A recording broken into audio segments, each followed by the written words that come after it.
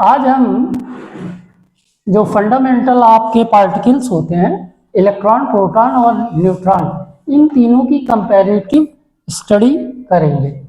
तो जैसा कि फंडामेंटल पार्टिकल आपका इलेक्ट्रॉन होता है, इलेक्ट्रॉन जो होते हैं इनका सिंबल स्मॉल ई या -E0 होता है। इसकी डिस्कवरी किया था जे थॉम्सन ने। इलेक्ट्रॉन का जो मास होता है AMU या U यूनिट में 0.00548 U, या अगर हम ग्राम में बात करें तो इसका जो मास होता है वो 9.1 × 10⁻⁻28 ग्राम होता है।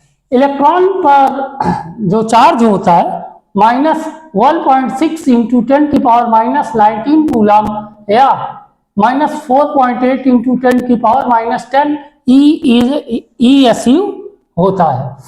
वैसे ही प्रोटॉन की बात करें तो प्रोटॉन का जो सिंबल होता है वो स्मॉल p या 1H1 से आप रिप्रेजेंट करते हैं। प्रोटॉन की जो डिस्कवरी थी वो रदरफोर्ड ने किया था। प्रोटॉन का मास 1.00757 AMU होता है, या अगर हम ग्राम में बात करें तो 1.672 × 10⁻⁻24 ग्राम होता है। प्रोटॉन पर इलेक्ट्रॉन के बराबर ही चार्ज होता है, लेकिन वो चार्ज पॉजिटिव चार्ज होता है। तो कितना चार्ज होगा प्रोटॉन पर? +1.6 × 10⁻⁻19 कूलम या +4.8 × 10⁻10 ESU। जबकि जो आपका ये न्यूट्रॉन, तीसरा आपका फंडामेंटल पार्टिकल है, न्यूट्रॉन का सिंबल स्मॉल n या 0n1 होता है। न्यूट्रॉन की जो डिस्कवरी थी वो जेम्स चैडविक ने किया था। न्यूट्रॉन का मास लगभग 1.00893 यूनिट होता है, और इसका जो मास होता है ग्राम में अगर हम देखें तो 1.675 × 10⁻24 ग्राम होता है। न्यूट्रॉन पर चार्ज कोई नहीं होता है, यह न्यूट्रल पार्टिकल होता है। के अंदर फंडामेंटल पार्टिकल्स के अलावा कुछ सब एटॉमिक पार्टिकल्स पाए जाते हैं जो कि अनस्टेबल होते हैं। जैसे एक सब एटॉमिक पार्टिकल पाया जाता है पॉजिट्रॉन। पॉजिट्रॉन की खोज CD एंडरसन ने किया था, और इसका जो मास होता है वो नेग्लेजिबल होता है। जैसे इलेक्ट्रॉन का मास काफ़ी कम होता है, उसी तरीके से इसका मास भी लगभग नेग्लेजिबल होता है, लेकिन इस पर यूनिट पॉजिटिव चार्ज पाया जाता है।